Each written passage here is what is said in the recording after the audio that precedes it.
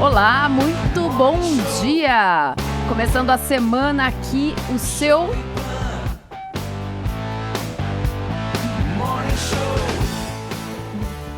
A sua revista eletrônica do rádio. E nós temos muitos destaques nessa manhã. Bom dia, Paulinha. Bom dia, Ellen. Bom dia, Vinícius. Bom dia. Bom dia, Tonholi. Hello.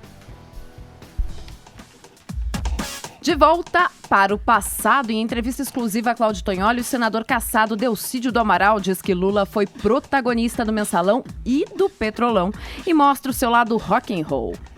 É a economia, estúpido, porque a célebre frase do marqueteiro James Carville quase sempre faz eco quando a gente pensa na ascensão e queda de governos e políticos.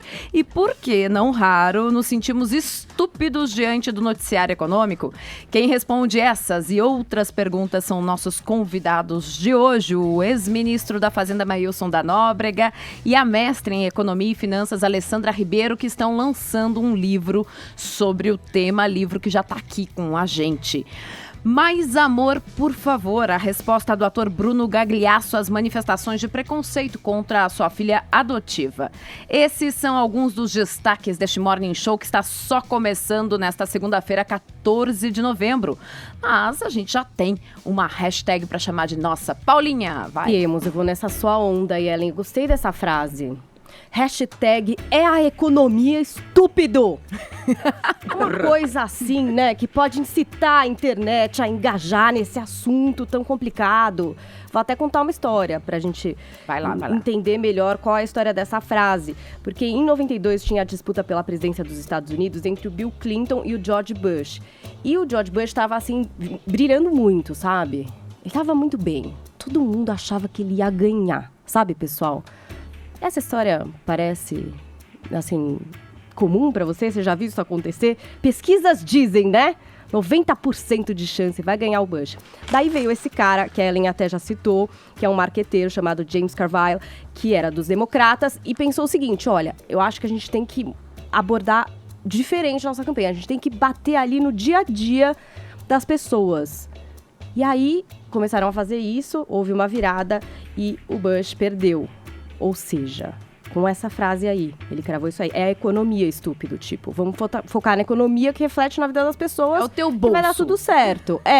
Vamos conseguir virar. E conseguiram virar. Então a gente vai hoje com a hash, é a economia, estúpido. Eu acho que isso vai estar nos TTs do Brasil. O pessoal vai começar a falar de economia hoje no feriado, tenho certeza. O que você acha, Ellen? Acho ótimo, quer dizer, eu tô com medo de ficar um pouco deprimida, mas eu acho ótimo, tudo bem, né? Então vamos nessa. E também tem o WhatsApp, né? O WhatsApp. Então todo mundo pode interagir mandando sua mensagem pelo WhatsApp. 9317009 é o nosso número. Ontem a gente teve o Grande Prêmio de Interlagos de Fórmula 1. O brasileiro Felipe Massa, ele fez a sua última corrida no autódromo. Ele bateu, saiu da prova e quando chegou ao box foi super aplaudido, ovacionado por todas as escuderias. Foi super emocionante, foi bonito, mas por outro lado, muita gente ainda tem aquela saudade do ida gigante do Ayrton Senna. Vini, a Fórmula 1 ficou meio chata depois do Senna e dessa para uma melhor? Do Senna, né? Acho que é um processo aí de muitos anos. As pessoas não acordam mais, né, nas madrugadas para assistir Fórmula 1, não tem mais aquela idolatria, né?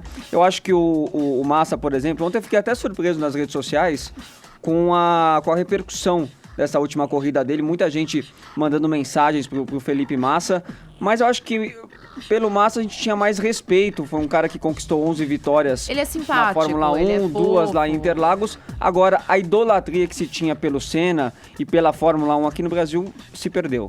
Bom, então aí vai, hein? Pergunta pra vocês, mensagens de áudio para 9317009. A gente quer saber o seguinte, a Fórmula 1 ainda faz a sua cabeça? Sim? Não? Conta aí pra gente.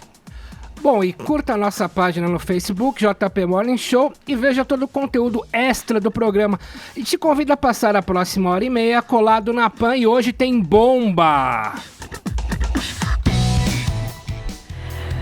Bom, e a gente começou aqui, então, o Morning Show de hoje falando sobre economia. A gente está recebendo aqui no estúdio o ex-ministro da Fazenda, Maílson da Nóbrega, a mestre em Economia e Finanças, Alessandra Ribeiro, que estão lançando este livro aqui. A economia, como evoluiu e como funciona, ideias que transformaram o mundo, pela Trevisan Editora. Bom dia a vocês, obrigada pela presença, pela gentileza de estar aqui conosco. Bom dia. Bom dia. Bom, a gente vai começar aqui esse nosso papo falando que vira e mexe tem algum expert que lança um livro para explicar a economia. E aí eu pergunto, nós, a imprensa em geral, explica mal os temas ligados a essas áreas? Pode falar a verdade, a gente não vai ficar chateada. Não, eu acho que não. Eu acho que a imprensa explica bem. O problema é que muitas pessoas não entendem o tema, né? Ainda que bem explicado. Daí a ideia de escrever este livro. Era uma ideia que eu alimentava há muitos anos. Né? É o meu 6º livro, é o primeiro que escrevo em parceria, agora com a Alessandra. Né? E a ideia, eu pensei em mim mesmo quando eu escrevi esse livro, não é? Porque eu fui um estudante de economia já maduro. Né? Quando eu me formei em economia, eu já tinha 4 filhos. Quantos anos? 32 anos. Né? E isso demorou tempo, porque eu venho de uma família muito humilde, meus pais não podiam me mandar para uma universidade.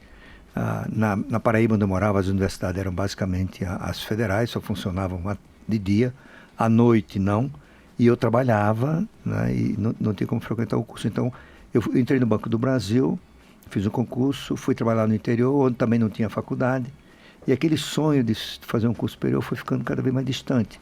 E eu comecei a me tornar um autodidata, não só estimulado pelo trabalho no banco, como porque eu tinha feito um curso sobre crédito industrial em Recife, lá pela área de recursos humanos do Banco do Brasil. Eu comecei a me interessar pelo tema e comecei a comprar livros pelo reembolso postal. Ninguém se lembra disso, mas naquela época se comprava pelo reembolso postal. Para quem não viveu essa época, como é que era isso? Só explica um pouquinho, pra gente ter uma ideia do que era ter acesso a esses livros aí. Era o seguinte, lá havia uma editora no Rio, que eu não me lembro do nome, que circulava os livros mais vendidos do mês. E na agência onde eu trabalhava, em Cajazeiras, no sertão da Paraíba, um dia eu vi isso, né, chegar na agência, o boletim da editora, e aí eu me interessei e comprei. Você mandava um vale postal, ia no correio, pagava, comprava um vale postal, mandava, e daí, umas 3, 4 semanas, o livro chegava. Né? Pelo menos chegava, eu não perdi nenhum. Né? Diferente de hoje que você baixa no e-book o livro imediatamente. Né? E aí começou o meu interesse pela economia. Depois eu fui trabalhar no Rio de Janeiro, na sede do banco, e também não pude fazer o curso, porque eu tinha 2 filhos pequenos, não sobrava tempo, eu não tinha carro, andava de ônibus, e aí fui adiando o sonho de fazer um curso superior. Nessa altura já era economia, eu tinha migrado de engenharia para economia, e acabei fazendo o curso quando me mudei para Brasília. Então, o que eu pensei? Se eu tivesse nessa época de um exercício autodidata, um livro como este, eu teria me aproveitado melhor, né, das minhas leituras, teria aprendido mais rapidamente os assuntos de economia. E aí, juntou outra coisa, eu sou uma espécie de não digo, quase apaixonado pela história econômica. É um assunto que me atrai muito, eu tenho lido bastante sobre o assunto. Então veio a ideia de explicar para o leitor comum, não é? A dona de casa, o médico, o advogado, o administrador de empresa, o jornalista, o homem de negócios, né? De maneira muito simples, como a economia evoluiu. E o desafio era contar 11 mil anos de história, não é? Em 100 e poucas páginas. Né? E eu acho que foi um desafio que eu acabei vencendo. E tinha que ter uma outra condição, tinha que ser bem didático, fácil de ler, e cada capítulo não podia ter mais de 5 páginas no Word do computador, acabou sendo 10 no livro, de tal forma que você podia, esperando a consulta médica, você lê um capítulo, sabe? Você não para no meio. Aliás, pensando nessa didática, vocês dividem o livro, né, Alessandra, em 2 partes, que é uma primeira que vai tratando desses eventos que explicam a trajetória, e aí numa segunda página você tem conceitos básicos, o beabá, para a gente poder entender a economia. A ideia é isso, é ser didático mesmo? Eu posso consultar na ordem ou aleatoriamente os capítulos? Isso, essa a ideia. Né? É uma ideia, enfim, para o leitor ter de uma maneira fácil. Quero entender a inflação. Por que tem inflação? Então, lá em 5 páginas, em 10 do livro, em 5 do Word, entender conceitos importantes por trás da inflação. A mesma coisa, porque assim, por que um país é rico e outro é pobre? Por que tem desigualdade? Então, esses conceitos estão todos no livro de uma maneira fácil. Eu acho que a ideia é colocar isso para pessoas que não são desse mundo, porque elas entendendo melhor, elas conseguem ser mais críticas. Então, toda vez que tiver promessas milagrosas de que vou fazer isso, vou fazer aquilo, aí não cola tanto. E aí, o que a gente sempre conversa, eu, turma, é que as pessoas podem fazer melhores escolhas quando elas entendem um pouco mais. Então, é essa a mesma ideia. Agora, no livro, vocês colocam na orelha, se você não domina certas coisas, essas coisas certamente dominarão você.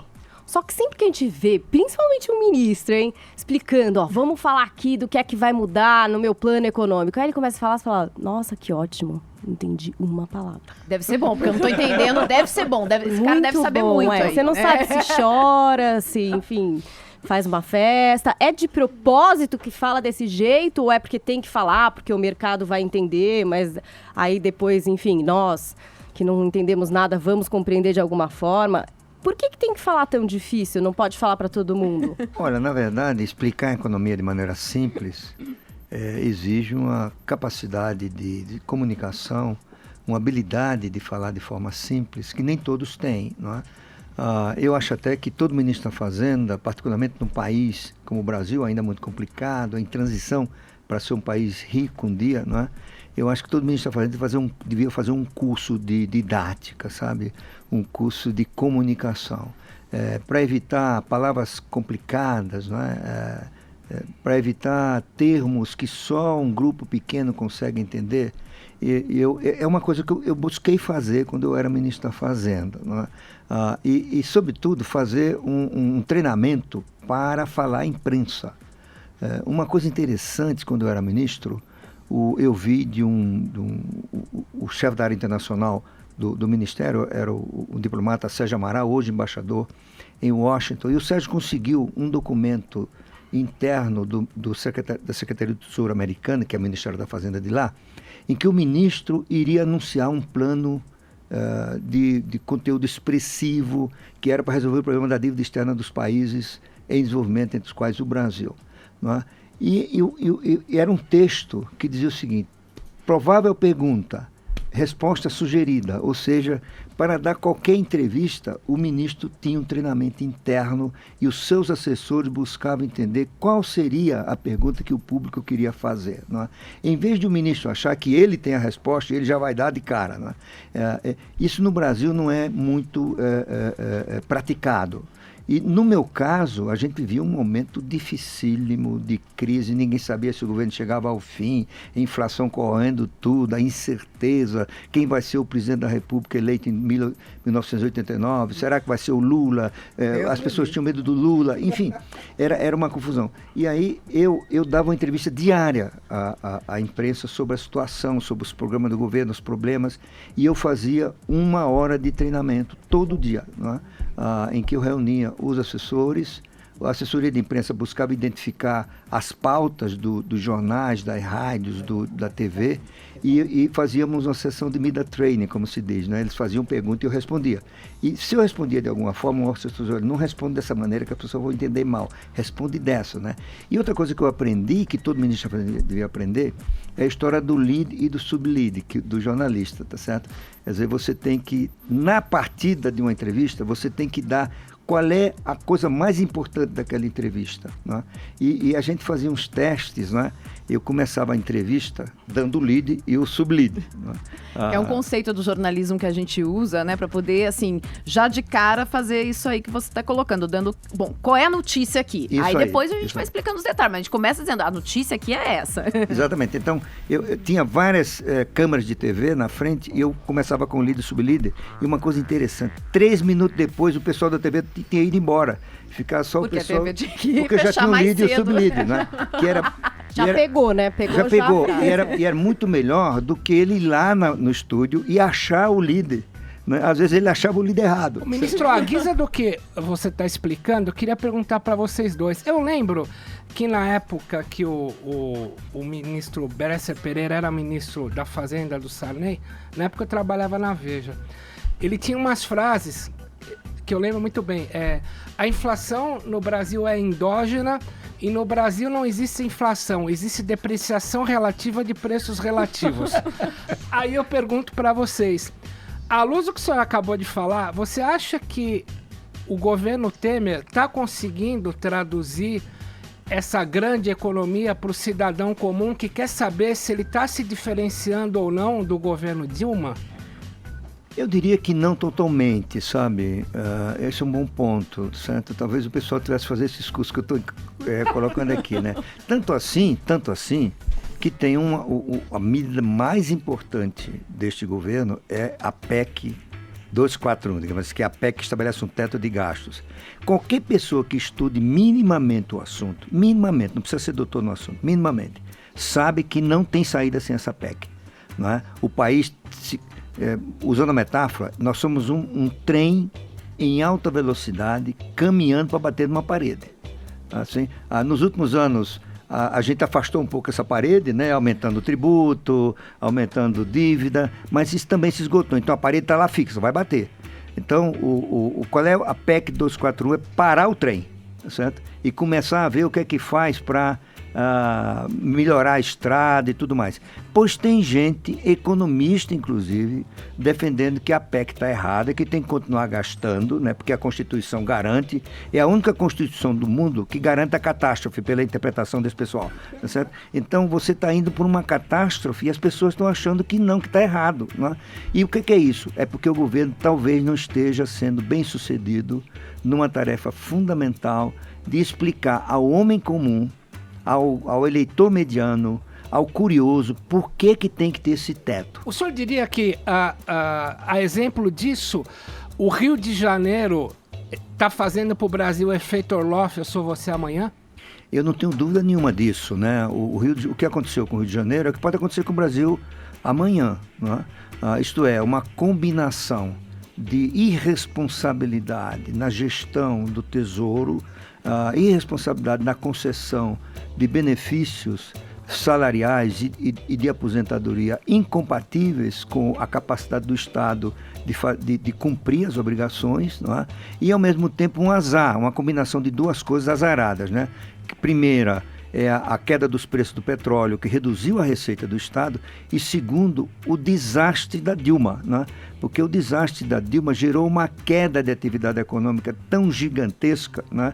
A maior do Brasil desde a independência, que isso acarretou uma queda expressiva da receita do Estado do Rio de Janeiro. Então você teve queda de receita pela queda da atividade econômica, queda de receita pela queda dos preços do petróleo e aumento de despesa pela irresponsabilidade na concessão de benefícios. E finalmente tem mais uma herança também maldita, nesse caso do governo Dilma, que é a concessão igualmente irresponsável de autorização para os estados se endividarem.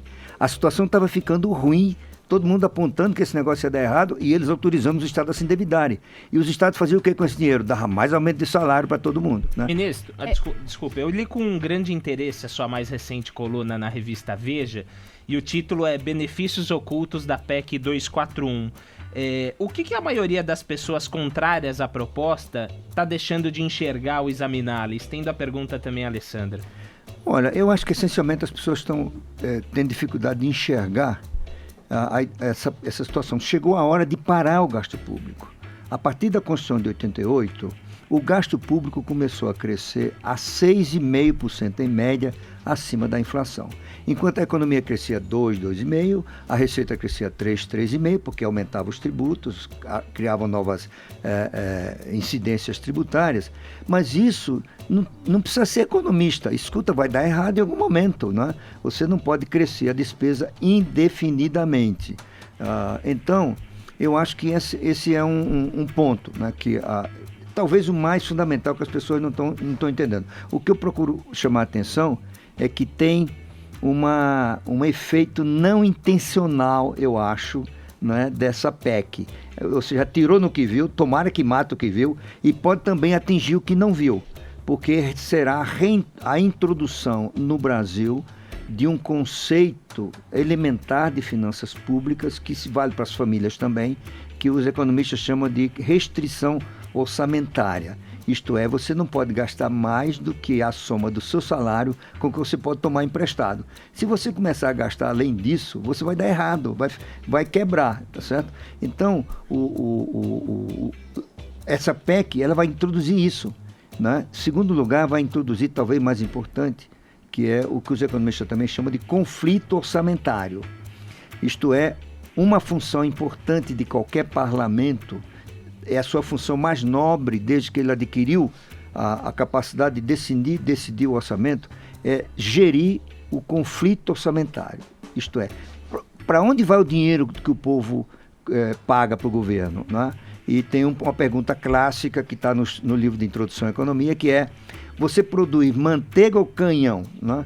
Você produz manteiga no sentido figurado, alimentos, bem-estar para o povo, ou gasta com defesa para se defender de uma suposta invasão ou para invadir os outros? Né?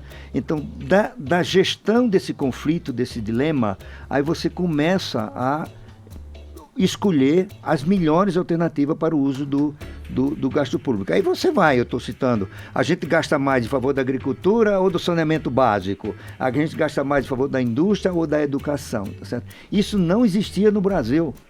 Por incrível que pareça, são 5 séculos e esse conceito não foi introduzido no Brasil. Pior do que isso, as corporações violaram esse princípio.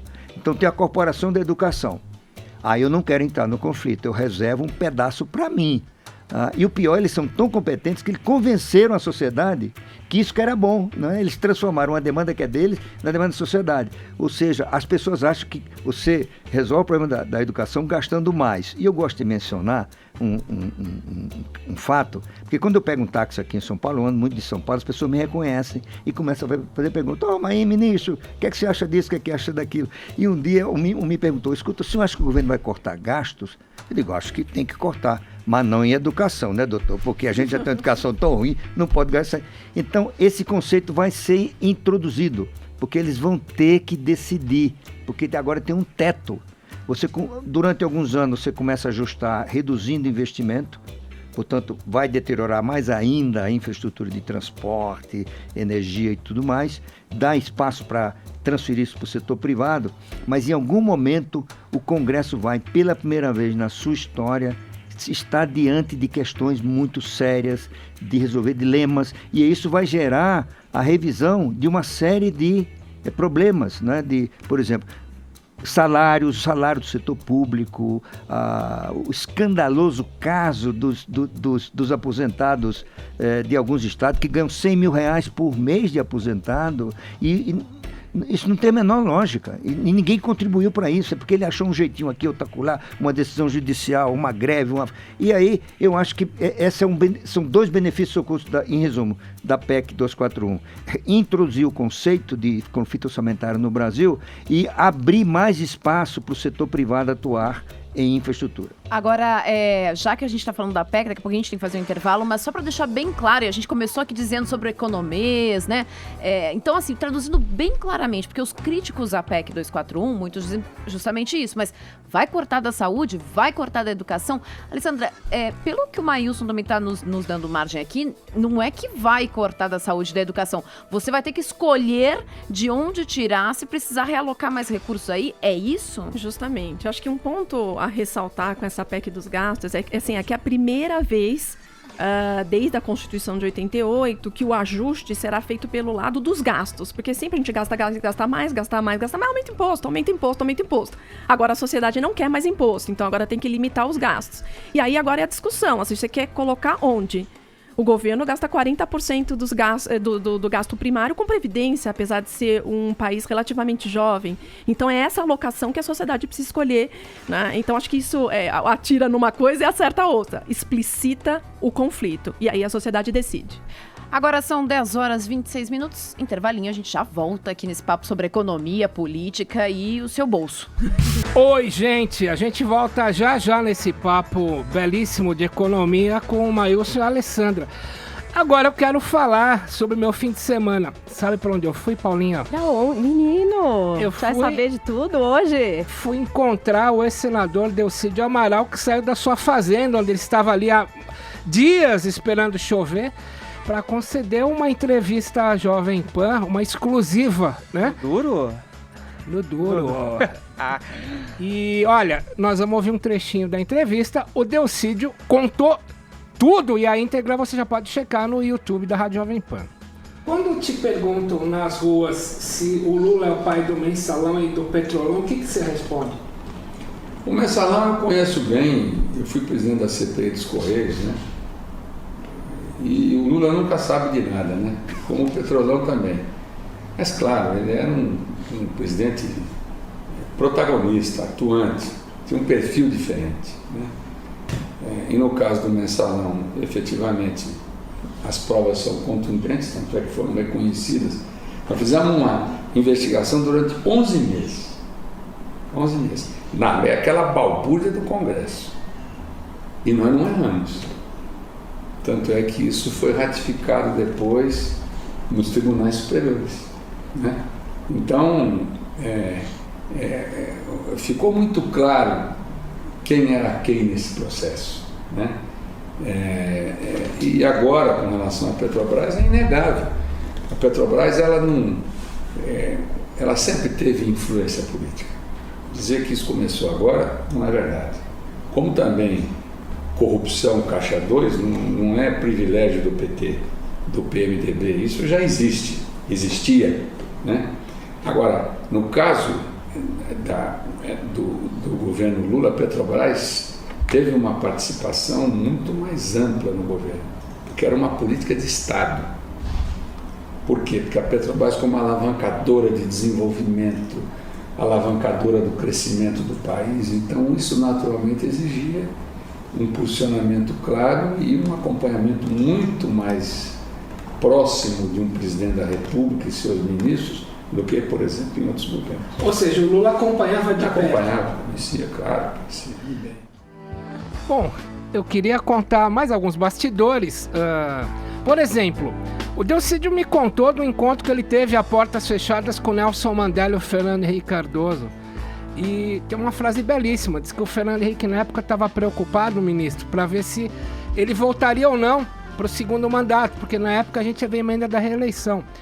Diz que o Mandela, me contou o Delcídio, olhou para o nada, assim como diria o Nietzsche, para um nada infinito e falou assim: calma, presidente, se o senhor tiver que voltar, o senhor voltará pelos braços do povo. E o Delcídio entende bastante de música, é roqueiro, cita muita coisa de rock and roll. Dá pra fazer uma banda com o Eduardo Cunha, né? Que também é baterista. Aí, Arcon, a principal percepção que eu tive, e que vai muito além do que foi pro ar hoje no Jornal da Manhã, 20 minutos de entrevista, é que ele é, de fato, a principal peça da Operação Lava Jato, e ele conta que tudo aquilo que se atribui ao ex-presidente Lula, muitas das coisas ele tem registrado na sua agenda, que a sua secretária diz, ele trabalhava até 11 da noite, tá tudo ponto por ponto. Portanto, eu saio de lá, depois de ter me encontrado com ele por 2 dias seguidos e algumas horas maciças, com a claríssima impressão de que se, independentemente do que o Eduardo Cunha venha falar, o homem-bomba, cientificamente falando, o homem-bomba, porque tem com precisão os detalhes dos trambiques, é o Delcídio Amaral. Ele é o homem-bomba da República e está numa atitude, acho que belíssima, de colaborar com a Lava Jato, passando tudo o que ele tem, porque ele em nenhum momento fala, deixa de falar que ele errou. Ele fala, errei e quero desobstruir a força-tarefa dos erros que eu cometi. Enfim, tomara todo mundo tivesse essa capacidade do devir, que é transformar as coisas no seu contrário.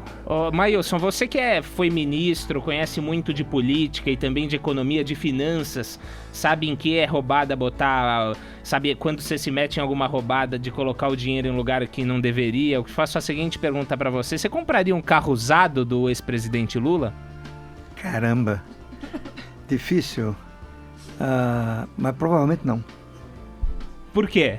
Talvez eu não tivesse confiança das características do carro. Da onde vem, né? Da onde vem. Qual é a sua origem? Né? Melhor Mas evitar eu a não fadiga. tenho nada contra o presidente, tá certo? De repente ele ganhou o carro de presente de um amigo, né, ministro? Pois é, até ele me tratou muito bem das poucas vezes que a gente se encontrou. Agora são 10h36, intervalo. Tá com o Maílson da Nóbrega e a mestre em Economia e Finanças, Alessandra Ribeiro, que estão lançando este livrinho aqui, para quem está acompanhando a gente aqui pelo nosso aplicativo, dá para ver a capa, Economia, como evoluiu e como funciona, ideias que transformaram o mundo. Maílson e Alessandra, o título do capítulo 17 é Por que o socialismo soviético fracassou e o do 18 é O sucesso do capitalismo. E na contracapa, o ex-presidente do Banco Central, Gustavo Loyola, diz que o livro é um antídoto ao veneno das crenças equivocadas que levaram o Brasil ao desastre econômico recente. Considerando tudo isso que eu falei aqui e olhando em retrospecto os 13 anos do lulupetismo no país, vocês diriam que o livro chega um pouquinho atrasado aí nas ruas ou não? Podia ter chegado um pouco antes. Não, eu também não sei se o pessoal do PT iria ler o livro, certo? Mas se eles tivessem lido o livro, por exemplo, a Alessandra, uma das razões porque ela foi minha parceira, primeiro que a gente se conhece bem lá da Tendência, depois a Alessandra é uma das economistas mais didáticas que eu conheço. E como o desafio era ser didática em questões tão complexas, né, ela se juntou a mim. Mas olha, eu acho que, por exemplo, a presidente Dilma cometeu, entre os vários equívocos, alguns muito lamentáveis, um que nenhum economista que entendesse o mínimo teria cometido. E isso decorreu do que parece ser uma ignorância sesquipedal, se eu usar essa palavra, brutal, né, para que serve o sistema de preços. O sistema de preços, e a Alessandra explica aí, ele tem uma função, de um lado, de emitir sinais, ou seja, um produto está muito valor muito alto, isso pode um empresário encontrar naquilo uma oportunidade de produzir aquele bem, né, isso aumenta a oferta. Mas o sistema de preços serve também para gerir a escassez. Por exemplo, se você tem um período chuvoso excessivo e isso prejudica a produção de hortigranjeiros, o preço sobe. Com o preço sobe, a demanda também cai. Então, você vai ter uma oferta menor por causa do problema climático, a demanda se ajusta. Então, o sistema de preço tem essa função essencial desde que o mundo é mundo. Certo? O que a presidente Dilma fez? Havia uma demanda crescente de energia elétrica, porque estava um boom de consumo, as pessoas estavam se financiando para comprar carro, ar-condicionado, geladeira. A linha branca que tinha desconto. Então exatamente. Então, né? Financiando as pessoas do Bolsa Família para comprar geladeira, máquina de lavar e tudo mais. Ora, como a oferta de energia não tinha subido na mesma velocidade, isso podia criar algum problema. Qual seria a medida correta do ponto de vista da teoria econômica? Seria aumentar o preço para evitar que um excesso de demanda produzisse uma escassez grave de energia elétrica e apagão. Né? O que ela fez? Ela mandou baixar os preços. Né? E essa baixa de preços aumentou a demanda adicionalmente de energia e nos colocou diante de um risco que felizmente não se materializou, que foi o do apagão. Né? Se ela tivesse lido o nosso livro, certo? E visto que a Alessandra escreve sobre o sistema de preços, né? E que está em várias partes não tem um capítulo específico sobre isso, né? Ela teria ouvido as pessoas, olha, não é hora de baixar o preço de energia. É hora de ou ficar como está ou até aumentar por alguma contribuição que possa ser destinada a futuros investimentos no setor. Agora, vocês me permitam aqui fazer um registro bacana. Tá todo mundo falando, tá na capa de todos os jornais, que hoje a gente vai registrar a maior superlua desde 1948, né? Espero que em São Paulo a gente consiga ver, porque tá nublado, tá chovendo. Gente, mas é a 19ª superlua de ultimamente, numa boa. Tá, mas vamos lá. Em tese, Paulinha, a gente tem que ficar acordado para ver esse fenômeno, porque o próximo só viria em 2034. E aí a minha pergunta para vocês dois, Maílson e Alessandra, é o seguinte: será que antes disso, antes da próxima superlua, para quem não vê hoje, porque o céu tá nublado em São Paulo, né, antes de 2034, a gente vai ver o PIB brasileiro crescendo como um super PIB, assim? Ou não? Essa superlua eu acho que vai ficar devendo por um certo tempo, viu? Não, super PIB a gente não vai ver tão cedo, na verdade, né? Nós na Tendências estimamos uma ligeira recuperação da economia o ano que vem, com crescimento de 1,5%, crescendo um pouco mais em 2018, na casa de 2,7%. Mas só para vocês terem uma ideia, para a gente voltar para o nível que a economia teve em 2014, a gente vai precisar de um pouco mais de tempo. A gente só vai bater nesse ponto em 2020. Ou seja, o estrago foi grande e consertar isso tudo não é fácil. A parte fiscal, todas essas intervenções em setores da economia. A gente vê agora a Petrobras reagindo um pouquinho, respirando, mas o estrago na Petrobras foi tremendo. Então isso vai levar tempo. Então, infelizmente, vai custar caro e o PIBão vai demorar para aparecer. Olha, só posso acrescentar? Se nós olharmos do ponto de vista da renda per capita, é pior ainda, né? A renda per capita, o pico de renda per capita no Brasil foi em 2013. O estudo da tendência mostra que deve voltar a isso em 2024. Ou seja, nós vamos perder 11 anos de renda per capita, de nível de renda per capita, por conta dos erros do governo Dilma. Tem pergunta aqui do Twitter. Sempre vejo o Dr. Maílson no Ibirapuera logo cedo. O que é mais difícil? Porra! Disciplina na corrida ou na economia? Olha, qualquer dia desse eu vou andar com um cocó na cabeça, uns óculos escuros para as pessoas me reconhecerem. Uma coisa é celebridade, põe um chapéu Panamá e óculos escuros e vai. Não, eu começo a correr no Ibirapuera às 6 horas da manhã, né? Faço com habitualidade.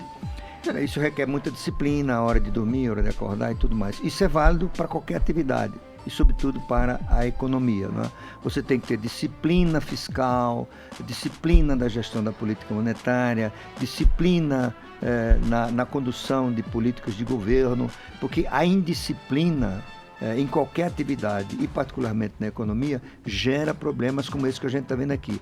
Uma grande fonte dos desarranjos, da verdadeira demolição que o PT ultimamente causou na economia, é resultado de uma indisciplina fiscal.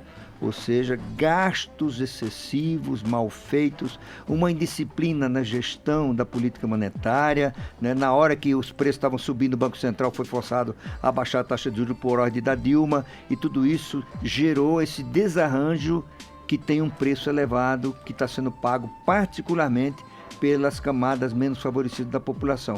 E isso é o desastre dessas ações populistas. Elas são feitas, conduzidas sob a boa intenção de beneficiar as classes de renda menos favorecidas. São exatamente as que não têm como se defender dos desarranjos, da inflação, né, do desemprego e por aí afora, né? Então, ministro, disciplina é fundamental. Aproveitando o tweet que a Paulinha citou, o senhor diria que a sua credibilidade no mundo econômico decorre do fato de que o senhor corre e não pedala? Foi ali. Não, vez por outra eu também pedalo, sabe? Eu sou um... É atleta, né, meu? Eu faço parte de um grupo aqui de São Paulo que viaja, Man, pedala pelo mundo, né? Pedalar realmente é um dos meus esportes favoritos. Agora também. O senhor colocou uma questão bastante, eu acho que de ligar um alerta aqui pra gente sobre a renda per capita do brasileiro, né? Que é uma renda per capita que vai demorar ainda mais para retomar patamares. E a gente acaba de ver, na semana passada, nos Estados Unidos, o que essa queda de ganho real no bolso do trabalhador médio, né, pode gerar. A gente viu que tudo isso, e muita gente, né, disse, não, quem votou... Eu acho interessante que eu li um artigo no New York Times, diz assim, que as pessoas acusam, em geral, que quem votou no Trump era a pessoa sem estudo e tudo mais.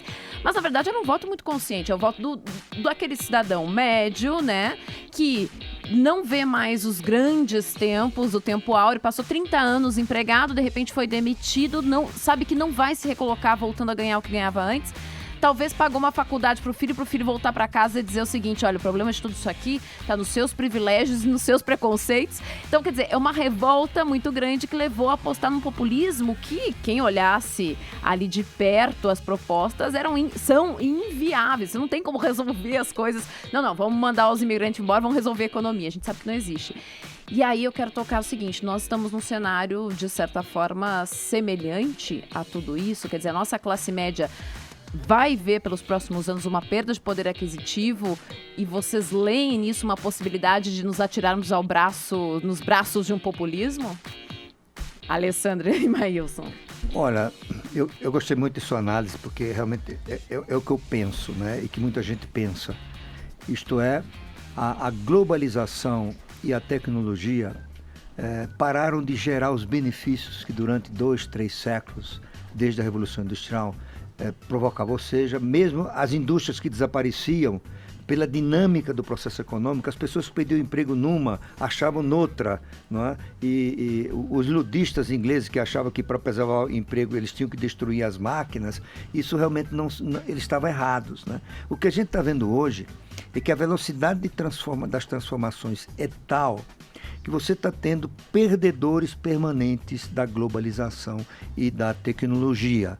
Por exemplo, a fábrica da Apple, que foi produzir iPhone na China, ela desempregou muita gente nos Estados Unidos. Sucede que aquele desempregado, o emprego surgiu, por exemplo, no Google, na Microsoft, que requer dele uma qualificação profissional que ele não teve, não é? Por outro lado, a própria dinâmica, né, da tecnologia, ela vai gerando uma concentração de renda. Isso aconteceu em vários momentos da história, não é? As pessoas mais ricas estão ficando mais ricas. Daí é que essa história do 1% detém a maior parte da riqueza. Só um parênteses, americana. isso me lembra muito um filme do Costa Gavras, de 2012, chamado O Capital. Quem não viu, vale ver, porque Exatamente. muito Então, bem. o que acontece? Essas pessoas têm que só uma explicação para a sua desventura. Por exemplo, o homem médio americano que trabalhava na indústria, no chamado Rust Belt, que é o cinturão de ferro. O cinturão de ferro, né? Ele está há 30, 40 anos com a mesma renda. E ele está vendo que a geração que vai vir, ao contrário do que era a história, estará em situação pior do que a dele, né? E aí ele começa a buscar explicações.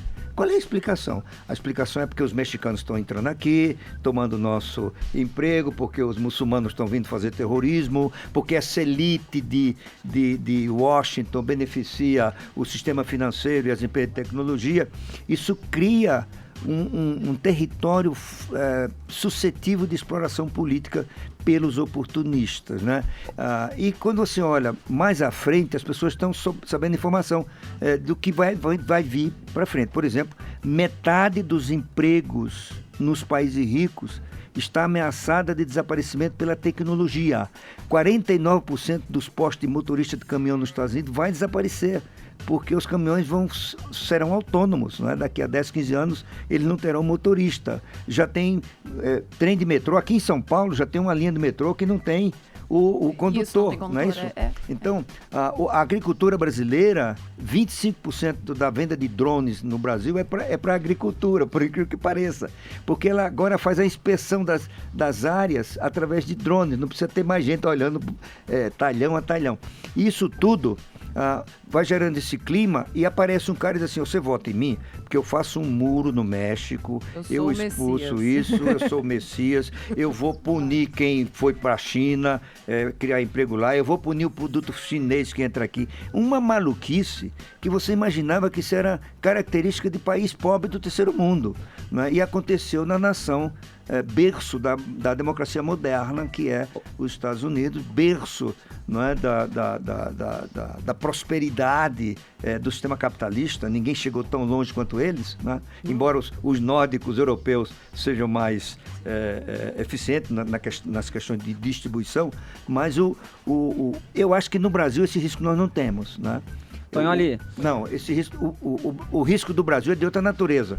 O risco do Brasil é de dar tão errado por aqui que vai aparecer outro tipo de populismo. Não esse populismo de direita, da ultradireita, não é? Do isolacionismo, não é? Da estupidez, digamos assim, do Trump, né? Aqui será o populismo típico latino-americano, que teve no Chile, teve agora no Brasil com a Dilma, que é prometer que vai fazer a felicidade geral das pessoas, controlando a taxa de juros, gastando mais. É outro tipo de ambiente para a geração de um populismo. Tonholi, Só anunciar aqui entre a gente a presença da nossa musa da economia, competente, Denise Campos de Toledo, está conosco aqui para participar da entrevista. Eu queria até aproveitar exatamente essa conversa sobre Donald Trump, que foi a grande surpresa. Eu já falei com a Alessandra Ribeira semana passada sobre isso, logo de imediato, quando o mercado começou a pegar fogo. Agora, Tomás, eu queria saber se a eleição dele, com essas propostas que ele vem apresentando, se isso não pode agravar a situação participação do Brasil nessa paradeira que nós temos. Não de produzir uma crise mais séria, mas deixar o Brasil se arrastando. Essa coisa de emprego, de mercado de trabalho que está seríssimo, o desemprego deve aumentar ainda. Hoje nós tivemos o primeiro relatório Focus pós-Trump e já trouxe aí o mercado contando menos com corte de juros, o mercado prevendo dólar mais alto e o dólar abriu a semana de novo em alta forte. Isso pode atrapalhar o que já estava ruim, não pode? Claro que pode, não é? Você tem vários efeitos, todos indiretos, sobre a economia brasileira. Eu acho que não vai ter uma ação americana contra as exportações do Brasil, não é? Não tem nada contra o Brasil. O Brasil é muito pequeno, relativamente falando, né, para incomodar esse louco do Trump. Mas eu acho que na medida em que ele comece a gerar um volume maior de incertezas, ele pode ser a fonte de uma desaceleração de atividade econômica que vai afetar países emergentes, inclusive o Brasil.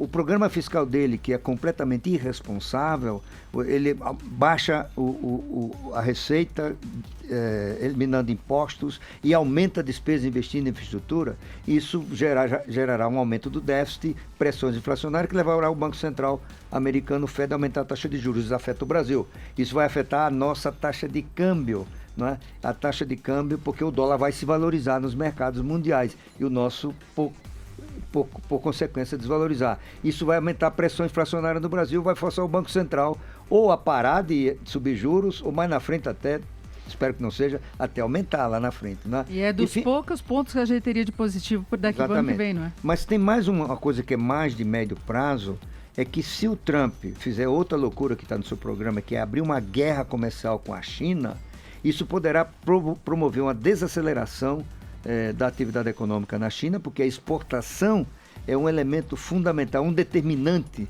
da taxa de crescimento da economia chinesa. Futuramente vai ser o consumo, mas ainda não é, tá certo? A desaceleração da atividade chinesa, que geraria uma redução da demanda por commodities, afetaria os preços das commodities e, portanto, isso afetaria a balança comercial do Brasil e afetaria o potencial de crescimento do país. Ou seja, em resumo, o Trump pode gerar efeitos indiretos no Brasil de dupla origem. Uma, desacelerando a atividade mundial, o PIB mundial. Outra, desacelerando fortemente a China, que atinge diretamente países como Brasil, Chile, Peru, outros exportadores de commodities, que têm na exportação uma fonte importante. Alessandra, ministro, Denise, me corrijam se eu estiver errado, por favor, que eu não sou economista.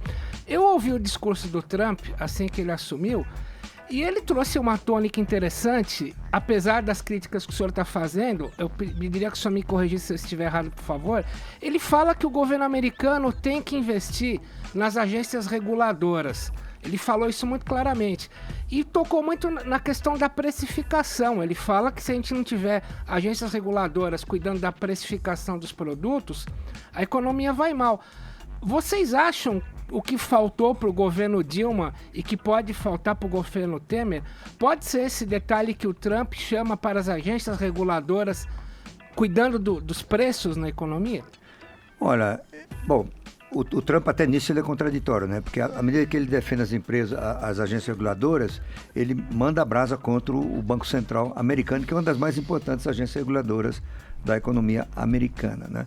No Brasil, eu acho que o enfraquecimento das agências reguladoras, isso responde em parte pelo desastre da administração Dilma, né? Por exemplo, o caso da energia elétrica. Se tivesse uma agência reguladora realmente independente, eles não teriam feito o que fizeram na energia elétrica, que desarticulou o setor como nunca tinha acontecido na história recente do país. Sim, e a agência reguladora, ela é uma fonte de geração de não digo de certeza, mas de confiança. Se você tiver uma agência reguladora independente no sentido de ter autonomia para tomar decisão, independentemente do governo da hora, isso gera uma segurança de que se eu for investir em algo que leva 30 anos para ser recuperado, eu não vou ter no meio desses 30 anos alguém que obedece à cabeça maluca de um presidente e manda baixar minha tarifa, quebrando a minha empresa, tá certo? Agora, então, mas o Trump não tem muitas medidas ou propostas parecidas com a da Dilma? Ele me lembra em muitas coisas, essa questão de baixar imposto, de forçar o crescimento econômico, estimular obras e investimentos, essa coisa do protecionismo, e as pessoas o associam muito à direita, mas eu vejo muita semelhança com o que a Dilma fez aqui. Até porque eu costumo dizer que a esquerda no Brasil é de direita, tá certo? Porque eles favorecem, eles defendem certas coisas que beneficiam a direita. Caso de universidade de graça para rico, que eles defendem como uma coisa, né? E eu acho que nenhum país sério faz isso. Não ser muito rico, né? Você paga imposto, o pobre paga imposto no pão, né? Ele tem uma escola elementar de péssima qualidade para financiar a educação do rico, né, na Politécnica, na FEA e em outras universidades federais, né? Mas sim, toda política populista, toda proposta populista, eles se tocam, tangenciam em várias de suas propostas, né? Que são aparentemente com boas intenções, né, e que costumam gerar desastres que prejudicam, deixa-me repetir isso, os pobres. Acho que o mais paradoxal dessa história é que quem vai sair mais prejudicado é o próprio eleitor do Trump. Ele que vai sair prejudicado, porque os Estados Unidos vão crescer menos, certamente, com essa agenda ao longo do tempo. Essa pessoa que já não está conseguindo se recolocar com salários menores vai ter as suas chances ainda pioradas, então a qualidade de vida, o bem-estar econômico vai ficar pior no final das contas. Isso é o mais louco. E menos emprego até, talvez. Justamente, porque essa agenda é a pior agenda para os Estados Unidos e para o mundo, sem sombra de dúvida. Isso é uma coisa interessante que a Alessandra está colocando, que você colocou, Denise, é que o Trump se elegeu com um discurso mentiroso, típico do populismo latino-americano. Estelionato eleitoral também. É um estelionato eleitoral, tá certo? Essa expressão se aplica ao caso do Trump. E ele vai ter um problema. Se ele não cumprir o que prometeu, e dificilmente ele vai cumprir, ele já está recuando no caso mexicano, não vou fazer o muro todo, só um pedacinho. Sabe? Os imigrantes são só 3 milhões, não são 11 milhões. Vai acontecer. Aquele eleitor que votou nele de boa fé, crente que o Trump era a redenção, que os Estados Unidos voltaria aos anos 60, 70, né, da expressão máxima da indústria, isso não tem como voltar atrás, mas ele gerou essa expectativa. Se os Estados Unidos não voltarem ao seu que era na indústria nos anos 70, e não vão voltar, porque a Apple vai continuar produzindo um iPhone na China, senão o iPhone dobra de preço, né? Isso prejudica novamente o consumidor americano e mundial. O que ele vai ter? Ele vai ser abandonado por esse eleitor. E, portanto, ele corre o risco de perder popularidade e pior ainda, sendo pessimista, deixar esse território, vamos dizer, propício a uma exploração ainda mais radical lá na frente de um populista pior do que ele. Inclusive, ele foi votado por pessoas que esperavam retornar ao mercado de trabalho. E aí volta aquele problema que o senhor citou antes, que são pessoas que estão fora do mercado de trabalho, que não tem como ter essa recuperação de renda, até por especialidade, por novas profissões, pessoas que não se adaptaram. Foi exatamente aquela área que mais votou no Trump, não? Exatamente. E tem o eleitor branco votou maciçamente contra o Trump, porque no eleitor branco de classe média nos Estados Unidos, que é o mais afetado pelo processo de globalização, ele tem uma desconfiança em relação às elites políticas, não é? Ele é contra, não é, as elites. E essa é uma das razões porque a Hillary não conseguiu chegar lá, porque ela é a própria personificação dessa elite de Washington, tá certo? Era quase uma dinastia. Ela ia ser a primeira dama que vira presidente da República. Trump é elite playboy, é isso. Que falam que não quer, que é totalmente errado politicamente, né? É isso. Não, e ele obteve o apoio do que é um resquício ainda grave nos Estados Unidos, que é das pessoas que acreditam na supremacia branca. Ou seja, fora de branco não tem salvação. Então a gente tem que se livrar desse povo e deixar só branco aqui nos Estados Unidos. Essa é uma coisa que diminuiu muito nos Estados Unidos, né, que a personificação disso mais clara é a Ku Klux Klan. E a Ku Klux Klan está comemorando, né, fez uma manifestação nesse fim de semana comemorando, afinal de contas, alguém que acredita que eles que estão certos. Né? Agora deram um nó aqui no ouvinte que é apoiador de Trump e companhia, né? Porque os caras sem saber o que pensar. Era o pessoal que bombardeava a gente, né? Se você quer entender o que a gente está conversando por aqui, olha só, muito fácil, é mais fácil aqui, tá? No livro que a gente tem, a economia, como evoluiu e como funciona. Quem sabe fica um bom alerta pra gente não repetir o mesmo erro aqui no Brasil. Eu quero agradecer muito a gentileza da presença aqui do Maílson da Nóbrega e da mestre em Economia e Finanças, Alessandra Ribeiro, lançando este livro aqui, então. Você fica de olho, é uma boa dica. Muito obrigada, um bom dia. Obrigada, nós que agradecemos. Foi um prazer. Obrigado. E de volta aqui com o Morning Show no Twitter, seguimos com a tag É a Economia Estúpido. Tem gente aqui, enfim, com ideias, né? O Vinícius Camilo queria, por exemplo, gastar o dobro do salário, chegar no banco e dizer que fez uma medida provisória e que assim vai poder pagar as contas. Tem o Cleverton Santana mais confuso, aquele diz que não sabe se casa ou compra uma bicicleta, uma grande dúvida, né? Melhor bike é sempre bom, viu? Bike é sempre bom. É. Bom, então seguimos o Twitter, hashtag É a Economia Estúpido, e também teve o nosso WhatsApp. Será que tem mensagem aí do WhatsApp? 9317009. Se a galera ainda curte ou não Fórmula 1. Vamos ouvir? Olá, bom dia. Meu nome é Mônica. Respondendo a pergunta, não, a Fórmula 1, depois do querido e amado Ayrton Senna, nunca mais. Não foi, não é a mesma e não vai ser, e infelizmente não. Um ótimo dia, um ótimo feriado para vocês. Um beijo. Beijo. Você viu? Tá meio na bad. Tá meio. Bom dia, eu me chamo Alexandre, sou de Vila Velha, Espírito Santo, e eu sou daquela época em que você acordava domingo de manhã, juntava parte da família, meu irmão, meu pai, às vezes até a minha mãe, e a gente assistia o Ayrton Senna ganhar tudo e todos e representar o Brasil do jeito que merece ser representado, porque nós sempre tivemos um automobilismo muito forte na veia, representado muito bem pelo Fittipaldi desde 1960, e olha lá, Piquet e toda essa gama, sabe? E infelizmente, nas últimas décadas, eu posso dizer, nós passamos por um processo praticamente calunioso, que foi toda aquela situação que aconteceu com o Rubinho, sendo diminuído pela Ferrari, sendo manipulado pela Ferrari. Caramba. Depois isso aconteceu com o Massa também. Infelizmente eram os pilotos que a gente tinha em destaque ali, eram os caras que iam representar a gente, e aconteceu isso tudo com eles. E hoje em dia a Fórmula 1 não é nem sombra do que ela era pro brasileiro. É triste pra gente, é triste para as montadoras automobilísticas que dependiam um pouco disso, para a propaganda automobilística aqui no Brasil. Vamos contratar esse. Mas, olha, enquanto não aparecer uma promessa muito grande para o nosso automobilismo, eu acho que a Fórmula 1 está com seus dias contados aqui no Brasil. Hashtag tristeza. Olha aí o recado do Alexandre. Reginaldo Leme. Bem do bronca. Acho que tá querendo vir pro departamento de esporte aí, sim, não. Mais um. Bom dia, galera do Morning Show. Wellington, 27 anos, de Piracicaba. Bom, como eu sou de 89, eu não acompanhei a era de ouro da Fórmula 1. Jovem, né? Com Alan Prost, com Ayrton Senna. O máximo que eu acompanhei foi quando o Massa quase foi campeão em Interlagos. Não vejo um futuro no Brasil na Fórmula 1, um piloto se destacando. Inclusive, eu li uma matéria que ano que vem tem a possibilidade de não existir mais a corrida em Interlagos, porque teve um número muito alto de prejuízo, né? Bom, é isso daí. Valeu, galera. Bom dia.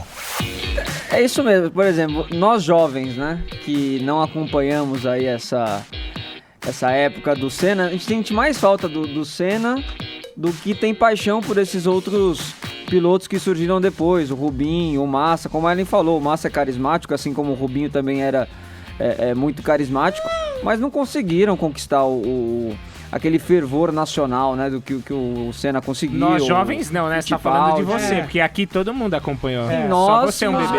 Você é um bebê. Quando eu digo nós, eu e os ouvintes que se sentem representados. Os jovens, né? Agora vamos falar mais sobre televisão, senhor Vini. Televisão e amor. Porque ontem, Bruno Gagliasso foi jurado do Dança dos Famosos, distribuiu muitas notas 10 e desfilou beleza. Mas ele também falou sobre as mensagens preconceituosas contra a sua filha adotiva, né, Vini? É um absurdo, né? Essas mensagens aí que a filha dele recebeu, a Titi, né? Ele que adotou junto da Giovanni Beck na África, né? Foi uma iniciativa que ela tomou, porque ela foi fazer uma reportagem lá na África, levar umas roupas, e aí ela encontrou uma tribo lá africana e se apaixonou por essa menina, a Titi, né, que ela apelidou assim, e aí foi todo um processo de adoção. Eles foram mais de 7 vezes pra lá, moraram mais de 2 meses, e aí até conseguir realmente a adoção da Titi. E aí esses idiotas da internet, né, eles acham que porque é um casal branco não pode adotar uma filha negra, ainda mais sendo uma africana, né? Então inconcebível a gente imaginar um negócio desse, né? Mas existe babaca pra tudo. E aí, o Bruno Gagliasso tá tomando agora as devidas iniciativas, já prestou queixa. A gente pode até ouvir um trechinho do que ele falou ontem lá no Faustão. Cara, eu acho que em relação ao preconceito, a gente tem que ser intolerante. Claro. E eu fiz o que tinha que fazer. Eu acho que não só pela minha filha, ou por mim, ou pela Gabi, eu acho que a qualquer brasileiro, a qualquer ser humano, né? Eu acho que agora cabe à polícia, né? Se combate o preconceito de duas maneiras, com amor e justiça. E é o que a gente faz. A nossa filha entrou com uma queixa crime é muito amada. Um perfil, você não sabe, na internet 90% é covarde, não se apresenta, entendeu? Não usa perfil falso, tem hacker, tem um monte de coisa. Começaram a fazer uma patrulha dizendo que eles tinham que adotar uma garota branca de olhos azuis, entendeu? Completamente ao oposto do que é o coração e o caráter desses dois. É isso aí. E eu acho que nós temos policiais bons, vão descobrir, né? E, cara, e a minha filha tem algo que esses caras não têm, né? Que precisam, que é amor.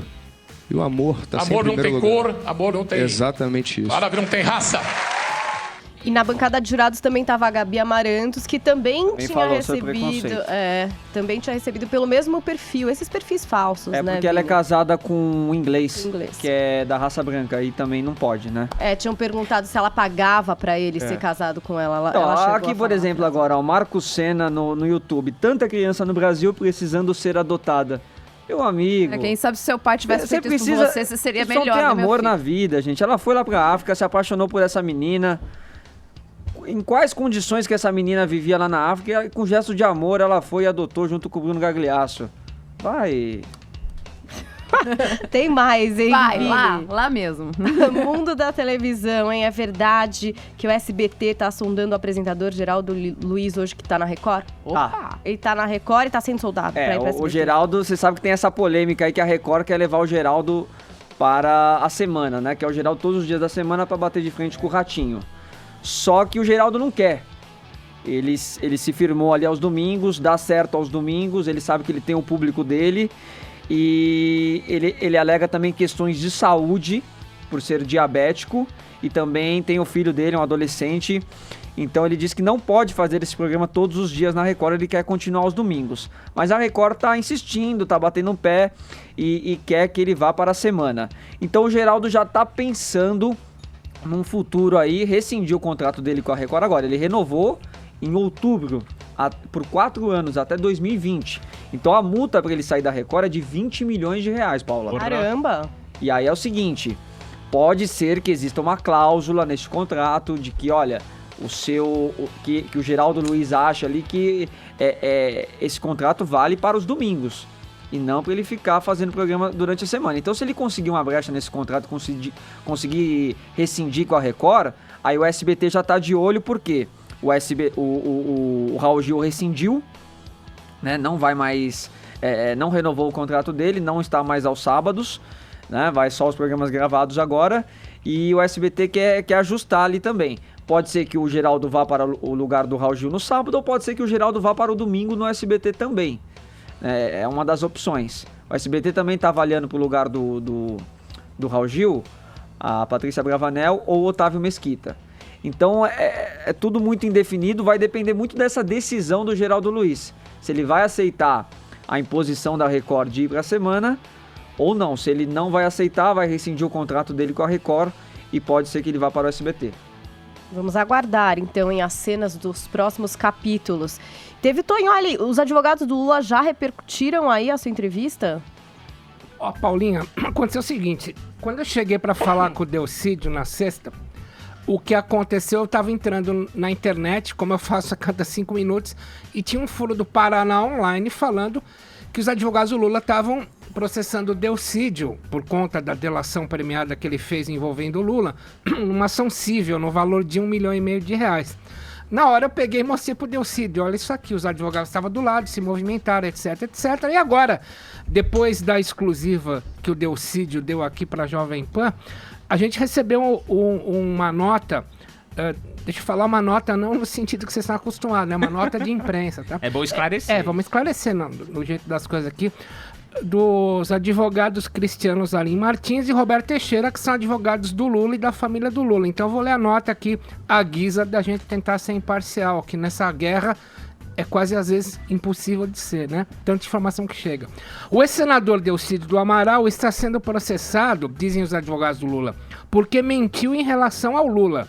A ação proposta no último dia 10/11 diz respeito apenas à mentira sobre a compra do silêncio de Nestor Severo. Já eu explico. As demais mentiras, prossegue os advogados do Lula, serão objeto de novas ações. Tal como ele, todos aqueles que forjarem acusação para obter benefícios da justiça serão processados, assinam os doutores Cristiano Zanin Martins e Roberto Teixeira. Vamos lembrar, o Delcídio diz que quando ele foi preso, tentando comprar o silêncio do Nestor Severo, falando com o filho do Severo, que estava com um grampo da Polícia Federal, foi a mando do Lula. Ele falou na sua delação premiada. Ele falou na delação. A primeira vez que ele fala isso de público foi para a Jovem Pan, Paula, numa entrevista gravada nesse sábado de manhã, e que saiu hoje aqui no Morning Show, no Jornal da Manhã, em que ele diz, sim, ele não foi só mandado pelo Lula, mas por todo um corpo de governo que estava interessado em comprar o silêncio do Severo. E o Delcídio não esmorece em nenhum ponto, Paulinha, e ele vai mais à frente. Vou ressaltar, a delação premiada foi furo da revista Isto É, mas vindo da boca do Delcídio para a imprensa, é a primeira vez que ele fala e foi para a Jovem Pan. Tá aí. Daqui a pouco a gente volta com o Morning Show, 11h25. Repita. 11h25. 11h31 amanhã, Edgar Piccoli atraca novamente o seu barco em São Paulo, que não retorna à venha. nave do Morning Show. Nós vamos ficando por aqui. Amanhã é feriado? Não é. No Morning não é feriado. Estaremos todos aqui. O Edgar sempre perde uns papos legais, né, meu? Ele não tá bem no dia do né? Maílson da Nóbrega. Mas que nem vem amanhã. Amanhã eu vou botar umas 5 notas do Vini pra ele ficar ouvindo o Vini. Nossa, nem eu gostaria de ficar me ouvindo tanto tempo. Então fica conosco amanhã. Agora nós vamos embora. Tchau. Ellen, Fala, vencedor Vini. de hoje, vencedora, a Mônica de São Paulo. Jovem Pan Morning Show. Olha aí, você que tá no canal oficial do Morning Show, pode se inscrever por aqui, ó. Esse é o caminho. Assim você recebe todas as notícias a toda hora, também pelo YouTube do Morning Show. Vai lá, ó.